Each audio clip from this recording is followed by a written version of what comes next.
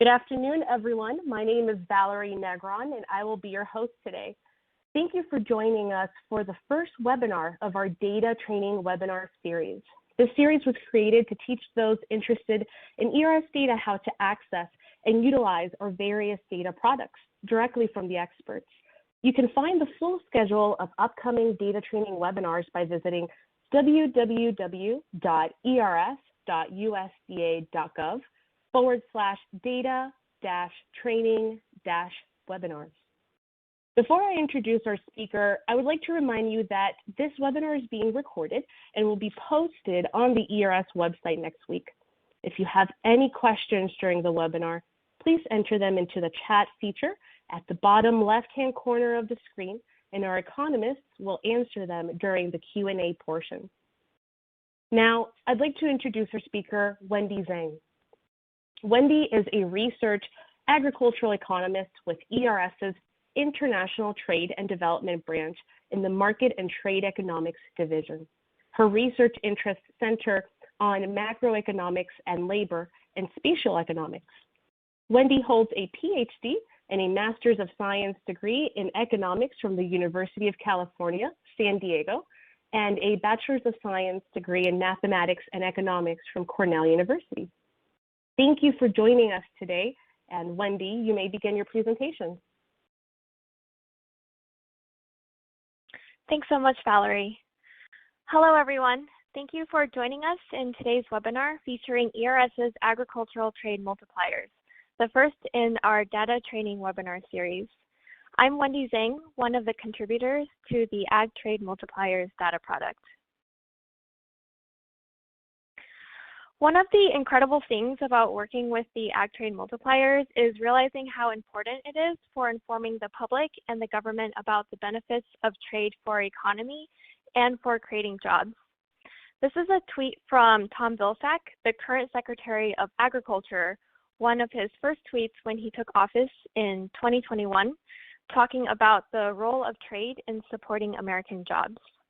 I'd like to look into more of these statistics in the following slide. This is a quick snapshot to visualize the economy and how it relates to the agricultural trade multiplier. The data is from 2020. The U.S. exported a record total of $150 billion worth of agricultural goods, which generated an additional $154 billion for our economy.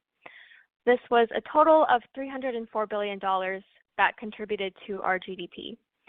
The $150 billion of exports also supported the equivalent of 1.1 million civilian jobs. I'll go over the math briefly in a later slide, but we can express these statistics in terms of multipliers as for every dollar of agricultural exports, an additional $1.03 of economic activity is generated for a total of $2.03 of economic activity. And every $1 billion of exports supports 7,550 jobs. So those are some teasers before I go over a quick roadmap of today's presentation. First, I'll provide an introduction and background to the Ag Trade Multipliers and discuss some of the recent features that were added to the multipliers. Next, we will look into what the Ag Trade Multiplier data tells us about the effects of trade on the U.S. economy through various lenses. We'll talk about different industries, take an in-depth look at soybeans, which was the largest U.S. export in 2020, and what the multipliers reveal regarding the benefits of imports. Finally, we will go over the Ag Trade Multiplier data on our webpage and go over how to use the online calculator.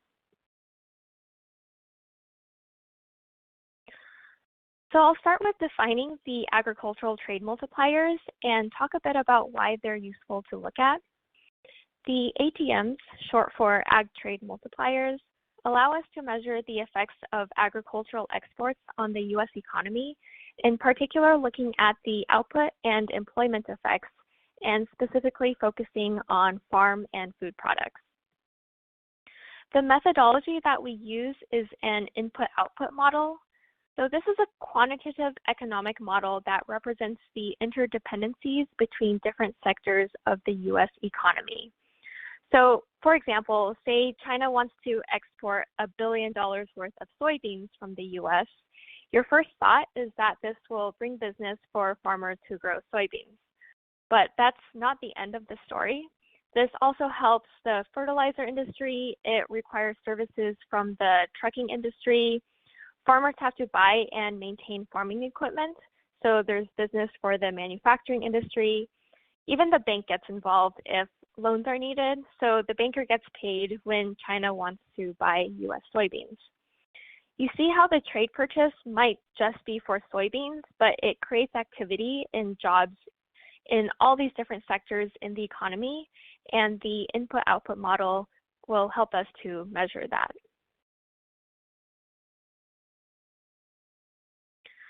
So being able to measure the effects of trade, it's a very useful statistic. So it's not surprising that we've been doing this since the 1980s as part of a congressionally mandated research initiative. For a little while, the ag trade multipliers were produced as part of a cooperative research agreement. This year, we're bringing the ag trade multipliers back in-house in a collaboration between MTED's ITD and APM, the trade and modeling branches. And we've released the newest set of data from 2020 just last month. There have been quite a few recent features and innovations made recently that I'd like to highlight. Previously, the agricultural products were grouped using USDA's own classification system. We've since modified it to be consistent with the World Trade Organization's classification of agricultural products. A second feature is better alignment of the model's economic sectors with product-level trade data. We increased the number of product groups from previously we had 56 product groups to 124 product groups. Some of these product groups are the result of new categories such as biodiesel and ethanol as they've become important sources of renewable fuel.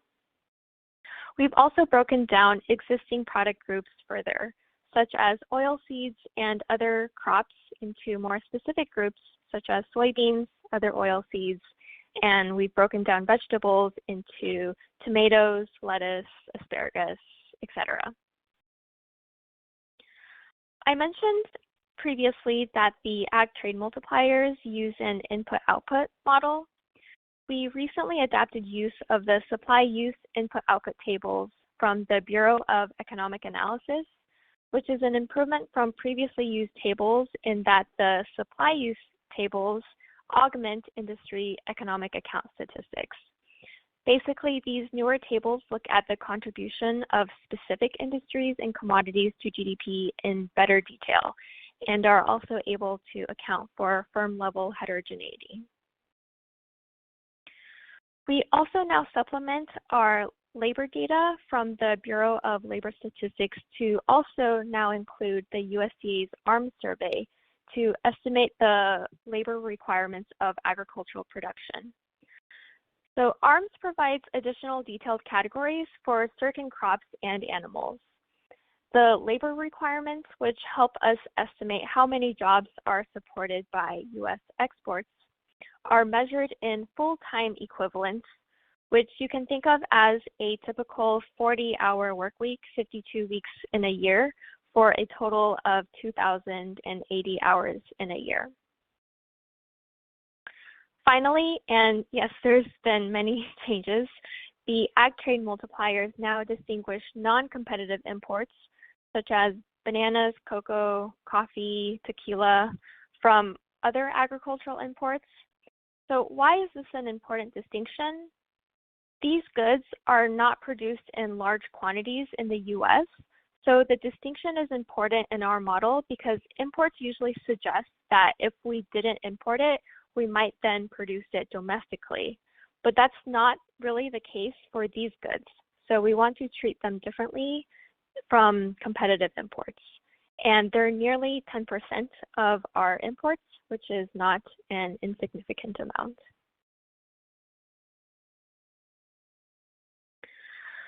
So that was a bit of definition and background. Now I want to dive back into the data, starting with that first chart that I showed you. There was a lot of information that I didn't get to that I want to talk about now. First is the calculation of the multipliers, which is pretty simple once you do it several times.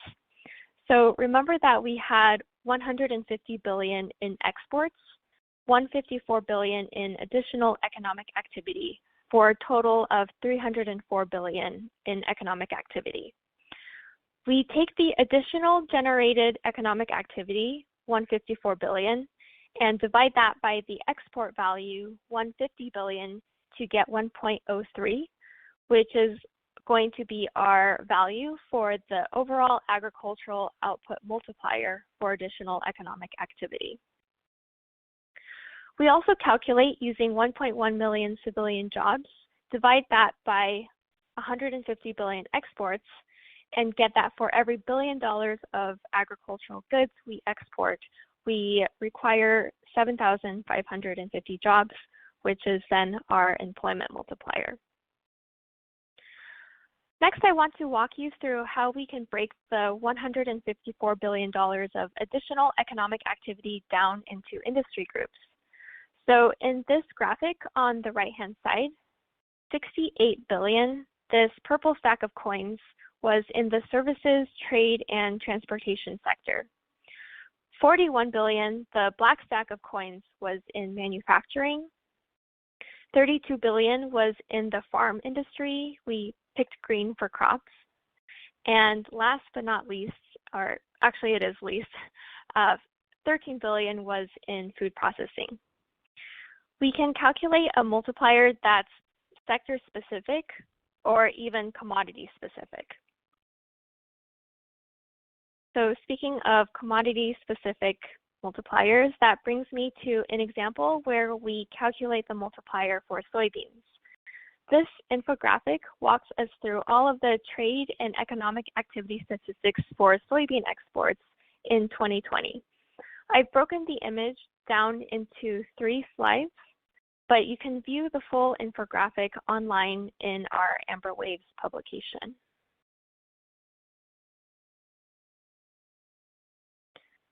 I'll walk through some of the key points of the infographic. Soybeans, which was the biggest U.S. export in 2020, had an export value of almost $26 billion. Using the input-output model, we calculated how much of this $26 billion was generated in different industries. So total jobs supported throughout this process was 135,000. So beginning at the farm in section 1, you have these cute little soybeans growing. So here, 27.8 billion of economic activity was generated in the farming industry, and 84,000 jobs were supported.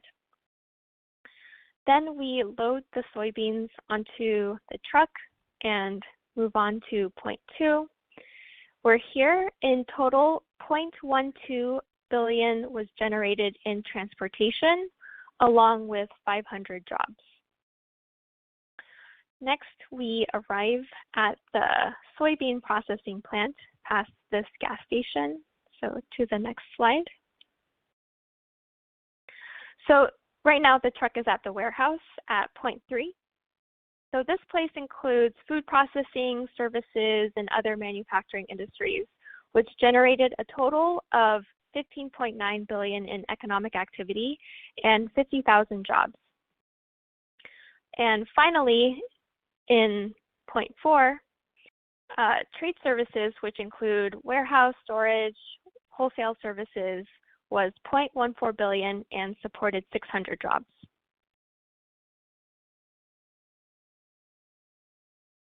So in total, soybean exports comprise about 17% of total U.S. ag exports, and we can multiply this export number by our multiplier 1.72 to get the total economic activity generated, which is going to be 44 billion.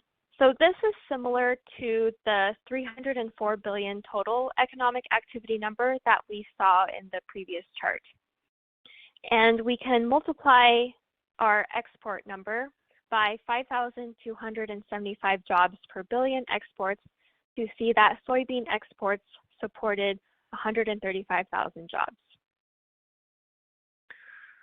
So that was soybeans.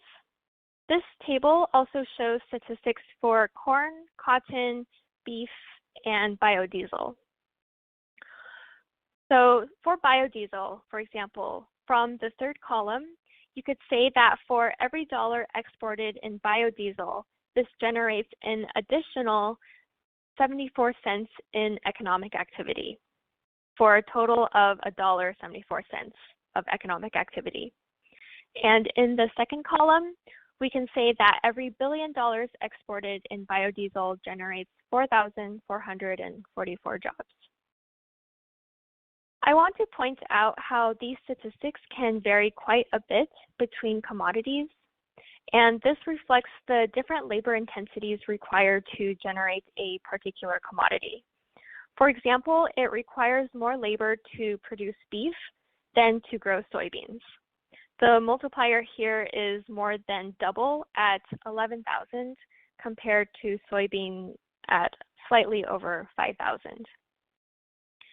The additional economic activity multiplier is also more than doubled in the case of beef, which reflects the higher labor requirements, but can also reflect the higher use of capital, input materials, such as packing materials, etc. A higher labor requirement doesn't necessarily have to have a one-on-one correlation with the economic activity multiplier.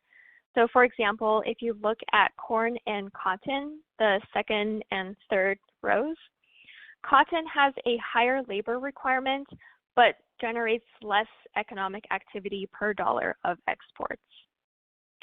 So there's a total of 124 different products shown on our website if you're interested in looking through the other commodities, and I'll go over how to access those and use the website at the end.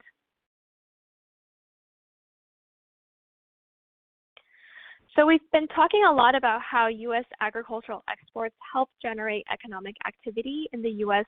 beyond just creating the value of the exports, and also how it helps support jobs. I'd like to switch gears a little bit and talk about what we learn about U.S. agricultural imports from our data. A common conception about imports is that they subtract from our GDP calculations. However, with our data, we can look at the bigger picture and show that imports contribute to GDP by encouraging economic activity. For example, we might import cattle, but we feed this cattle with corn or other feed grown in the U.S. We slaughter and process the cattle in the U.S., which requires labor, equipment, and, for example, packing materials. So in total, what we found is that the net economic activity generated by competitive U.S. agricultural imports is positive.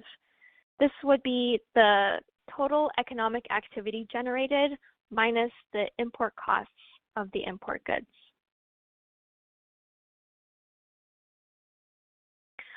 Finally, let's look at how to use the ATM calculator. This is the link to the landing page for ERS's Ag Trade Multipliers, which will have the 2020 data. If we click on that link, we'll be brought to the following slide. This is what the landing page looks like for the agricultural trade multipliers. Before moving on to the calculator, I want to point out that here you can access the link to the report for the outlook for U.S. agricultural trade in the middle. This was a report that was also published last month, as well as a lot of other information.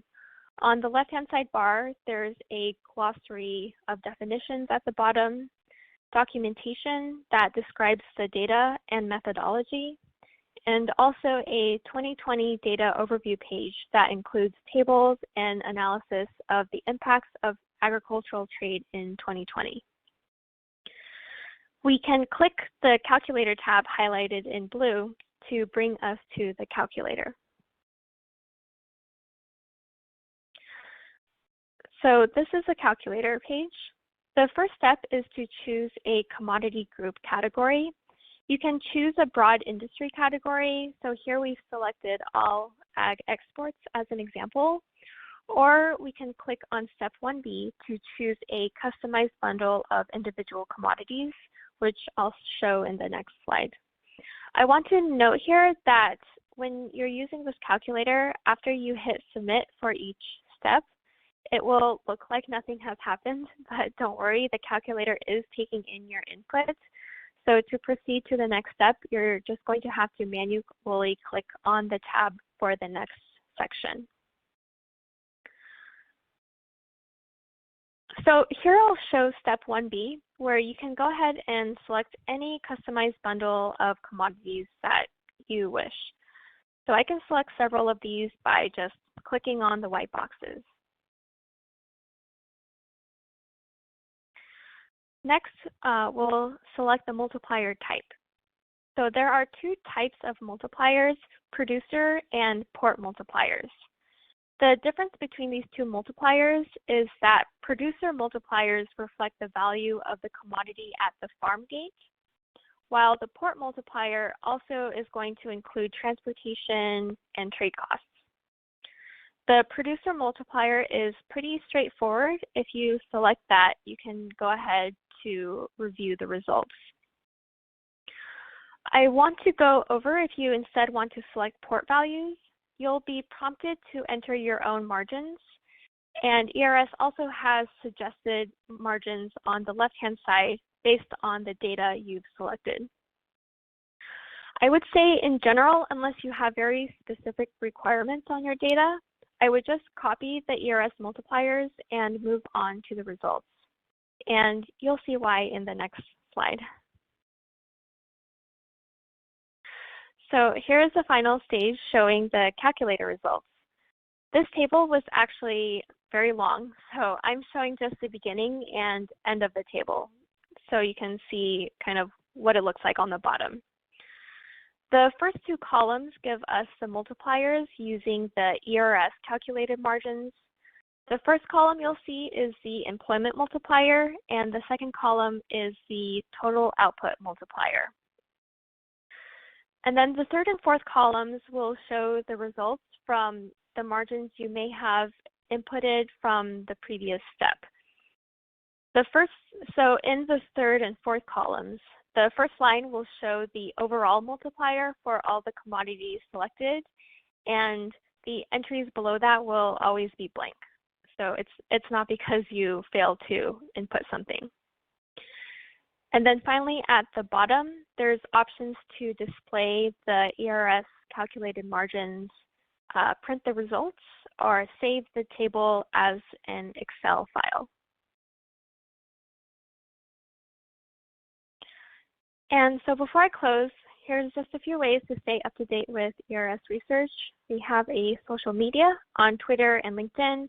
We have a chart of notes where you can find the chart that I showed previously, as well as the infographic. And of course, the website has a lot of information and data. All right, so thanks so much to everyone for listening. And Valerie, I'll hand it over to you for the Q&A portion of the webinar. Thank you, Wendy. Well, let's go ahead and open the floor for questions now. As a reminder, questions can be submitted through the chat feature located at the bottom left-hand corner of your screen. A few additional economists from our Agricultural Trade Multipliers team are joining us today to assist in answering your questions, and I'd like to introduce them now. Joining Wendy, we have Steven Zanizer, Maros Ivanik, Fengxia Dong, and Megan Husby. All right, Wendy, for our first question, what is the difference between competitive and non-competitive imports?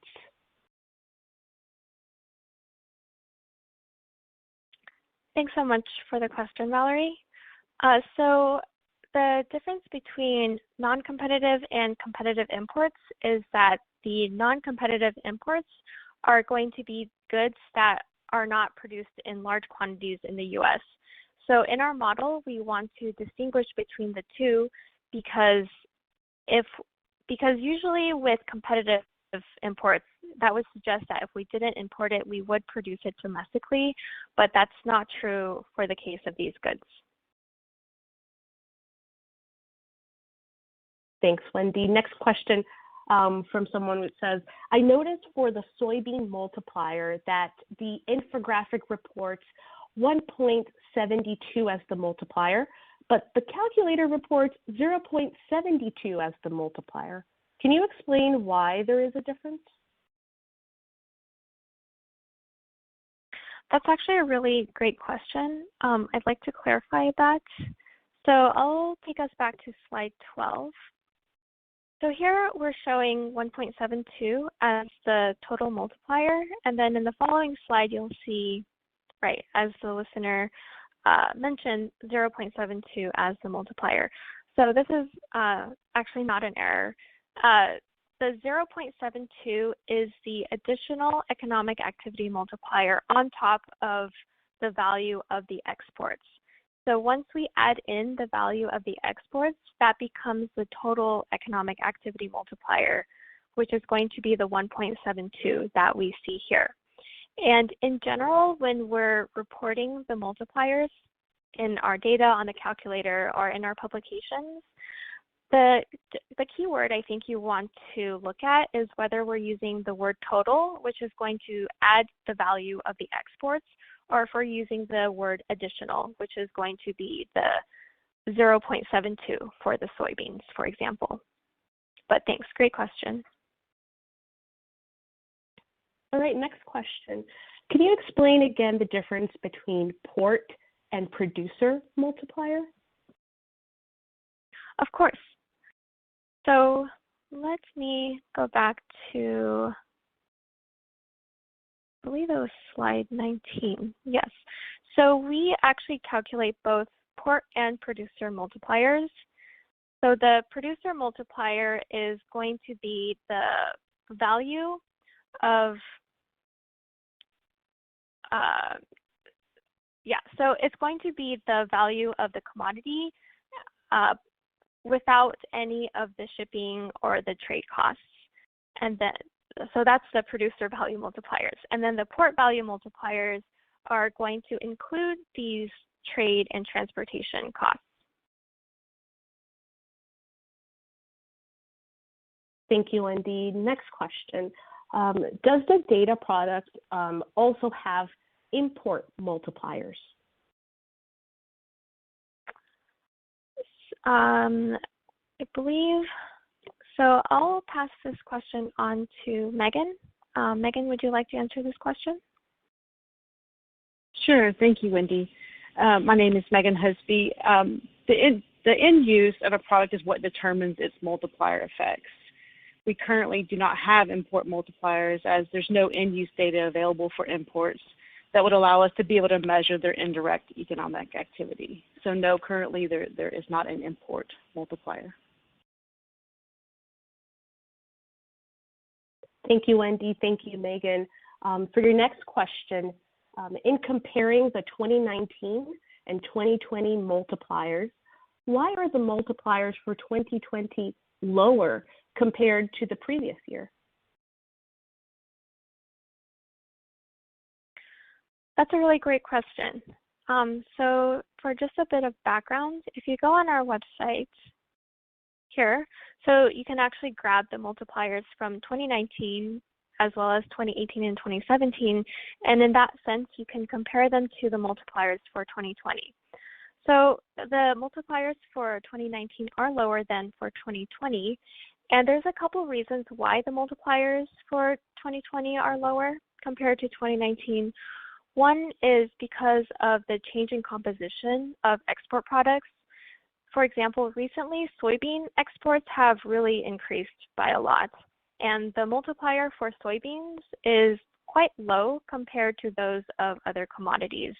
So that will bring down the average multiplier that we see. Another reason, and this kind of speaks to the fact that having a lower multiplier doesn't necessarily mean that's a bad thing. So due to increasing capital intensity and higher labor productivity, that allows us to produce goods with fewer resources and fewer workers. So for example, the number of workers required to produce $1 billion worth of soybeans could be less than the number required in previous years. So yeah, this will also help bring it down the multiplier.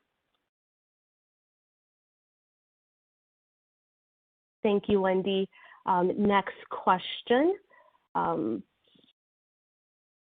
If there is a fluctuation, does that imply the structural change in supply chain?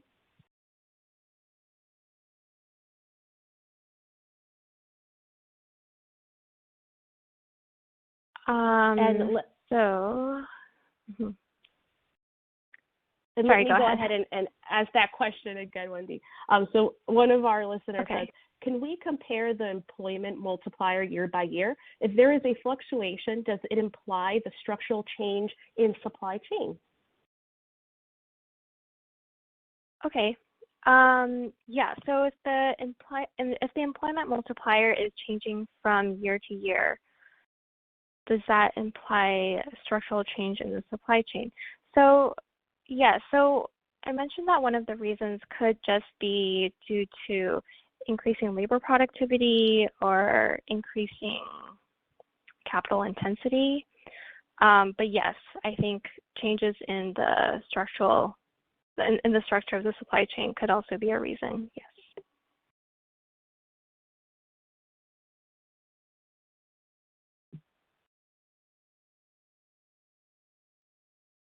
Thank you, Wendy. Next question.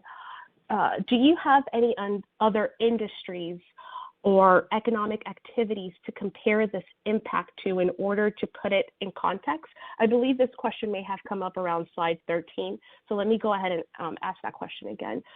Do you have any other industries or economic activities to compare this impact to in order to put it in context? Yeah, that's a really great question.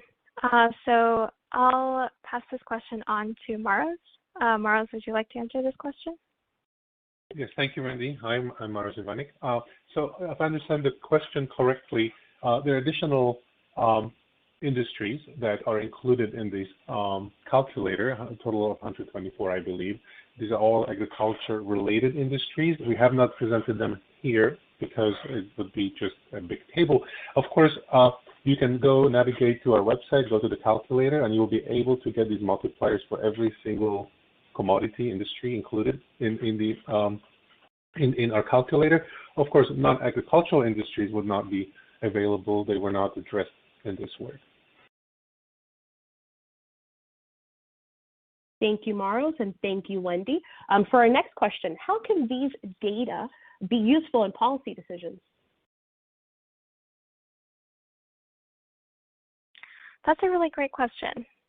So we've actually gotten quite a few requests over the past year from other government agencies, and they're basically working with these multipliers to estimate the benefits of a lot of programs, I think such as subsidies. So they use the multipliers to see if the value of their programs, what is the total economic activity that they can expect to come out of them. So those have been some kind of bigger ways that the government has used our data. Great, thank you. Next question. What are some of the biggest exports in 2020? Yeah, that's a really interesting question. So in 2020, so we saw that the U.S. exported $150 billion worth of agricultural goods, and we split this into 124 total groups. I believe the top 10 export commodities made up more than half of the value of these exports. And so the biggest export by far, of course, was soybeans at about 26 million. And that was about 17% of our total exports from the statistics in the infographic. The second highest export was corn, and beef and pork were the largest meat exports, and wheat and cotton were also included in that top 10. Thank you, Wendy. Next question. Is it relatively easy to extract pre-2017 ATMs? And as a follow-up to that prior question on the comparability, would you advise against comparing ATMs? So let me ask that question again. Is it relatively easy to extract pre-2017 ATMs? Yeah, so that's a great question.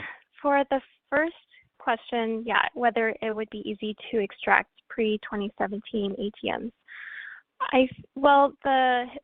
We previously had like 2016, 2015 data, but they were removed. So right. So no. So right now we don't have those available, but we potentially are looking into making our historical values available on the website. And Wendy, as a follow-up question. Sorry, could you repeat the second question for me? Yeah, of course. As a follow-up question, would you advise against comparing ATMs year over year?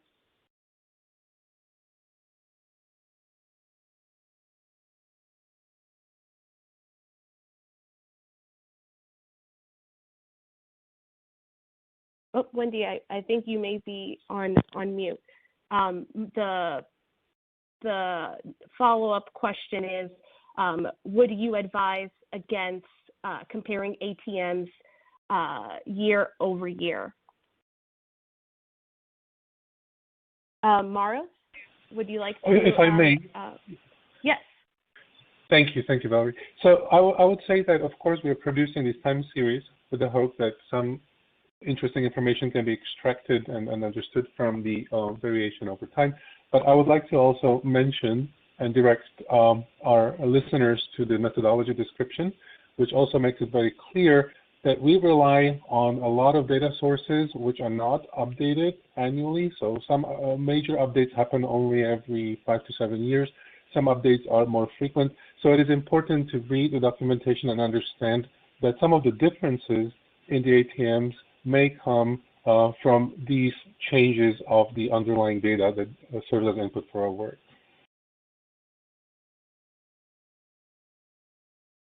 Thank you, Maros. Next question. Do you estimate the multiplier of U.S. agricultural exports to specific countries, for example, China?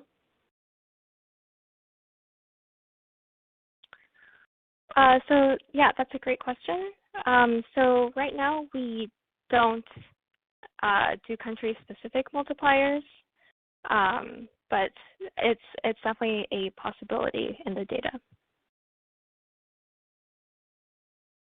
Thank you, Wendy. The national multiplier may be different from that at the state level. Any advice as to how to adjust the calculation? That's also a great answer, and or a great question, and I think that's actually been of interest from a few of our stakeholders. So the big thing, so right now we use the current national multipliers for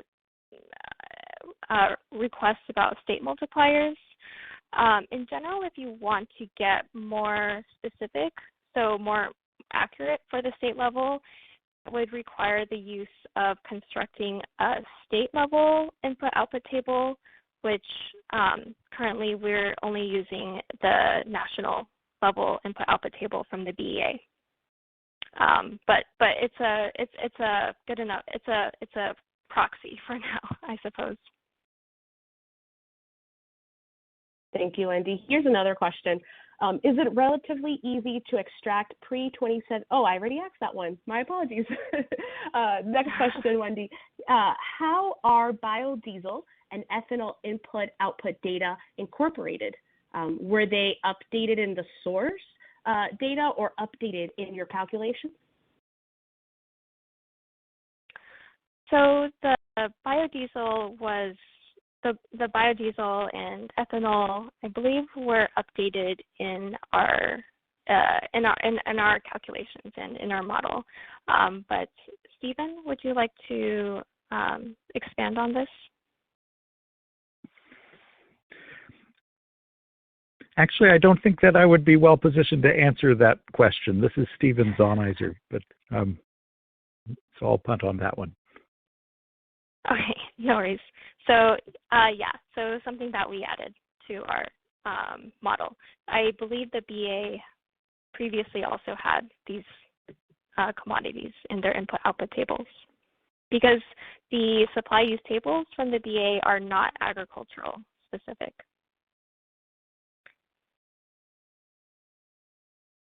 Thank you, Wendy. Let's see what next question we have. Oh, and I believe Maros yes, also has something. Okay, yeah, thank you. I believe Maros also had something to add to this question. Maros, please go ahead. Yes, thank you. My apologies. I wanted to only bring the attention of our listeners to the fact that the input-output table, for example, in this case, was not updated by the BEA. So at that source, the biodiesel biofuel would not be updated. So we only introduced it in whatever trade data that we were able to get updated for the last year. So I'm just demonstrating that parts of our input data do get updated more frequently than others. Thank you, Maros, and thank you, Wendy, for that answer. Next question, and we may be coming close to an end here. How can the agricultural trade multipliers be used to decide what subsidies to provide to agricultural exports?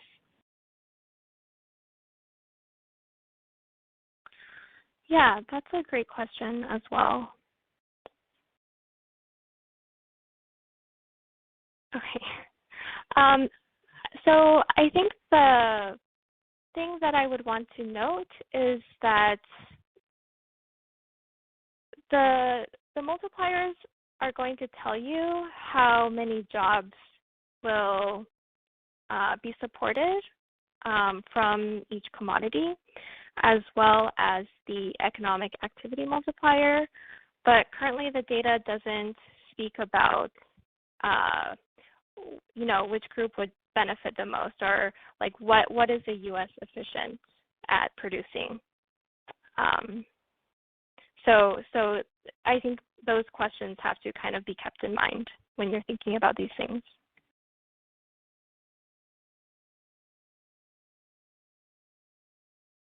Thank you, Wendy. Next question we have from one of our viewers. They note, I noticed that ethanol and biodiesel had identical multipliers. Is that a coincidence? So from our tables, I believe that is not it's not a coincidence. So here the numbers are a bit rounded, but if I actually noticed when working through the data, if you like go in and look at the individual values coming from our model, they'll still vary by very little bits in like the decimal places. So yeah, so great catch, but yeah, they're not quite identical. So yeah. Thank you, Wendy, and that's all we have for today. Again, Wendy, thank you for that great presentation on ERS's agricultural trade multipliers data. And thank you to the rest of the Ag Trade Multipliers team for joining us to answer questions. Finally, thanks to our listeners for taking time out of their day to join us. Additional questions, let me switch over to that slide so you have their emails. Additional questions here. Additional questions about the Ag Trade Multipliers data can be directed to either Wendy Zhang or Feng Xiai Dong at the emails listed above. We would also like to take this opportunity to invite you to the next webinar in the data training webinar series on ERS's agricultural baseline database. Learn more about these 10-year projections of the U.S. farm economy by joining us on Thursday, April 28th at 1 p.m. ET. For more details, make sure to visit us at www.ers.usda.gov/data-training-webinars. You can see the link right there on the screen. Registration information will be available on that page soon. Lastly, we would like to invite you all to download the ERS Charts of Note mobile app for digital snapshots of ERS research delivered straight to your mobile device. Thank you all for joining, and this concludes our webinar. Thank you.